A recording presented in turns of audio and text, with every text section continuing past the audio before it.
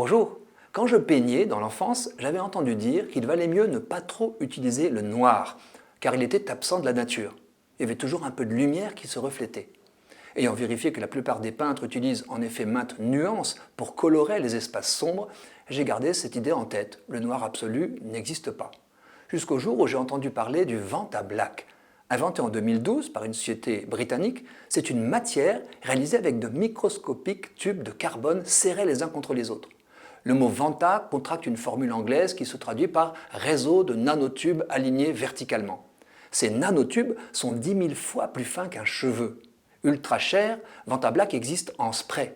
Quand on en recouvre la surface, un objet prend une couleur noire d'une profondeur inimaginable, car le Vantablack absorbe presque toute la lumière, 99,965%.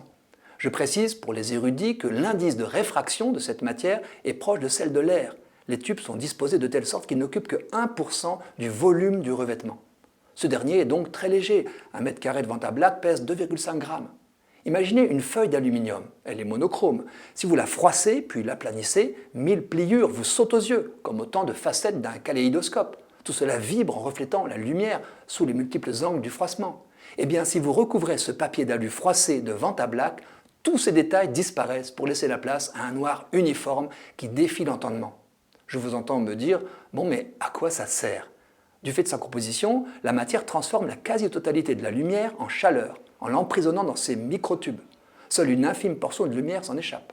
Elle est aussi très hydrophobe, elle ne se mouille pas. Insonore, elle résiste aux vibrations, aux chocs et à des températures extrêmes. On l'utilise en optique et en astronomie. Ce noir dont on recouvre l'intérieur d'un appareil absorbe les lumières parasites. L'armée américaine s'y intéresserait pour ses avions furtifs. BMW a présenté en 2019 un SUV recouvert de Vantablack. On ne distingue plus ses formes.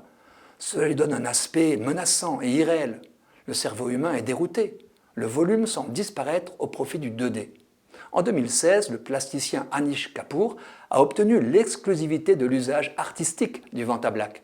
Il s'en vantait en déclarant « Imaginez un espace si sombre qu'en y pénétrant vous perdez toute idée de qui vous êtes, d'où vous êtes et de la conscience du temps ». Pour une exposition, il a réalisé un trou noir dont il est impossible aux visiteurs d'évaluer la profondeur. Tollé, chez les autres artistes, de quel droit l'un d'entre eux leur interdirait le noir le plus profond en le privatisant? Encore un coup du marché. Mais voilà qu'en 2019, des chercheurs américains du MIT ont découvert, paraît-il accidentellement, un noir 10 fois plus noir que le Vantablack, c'est-à-dire reflétant 10 fois moins de lumière.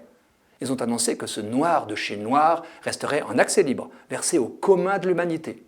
C'est une bonne nouvelle.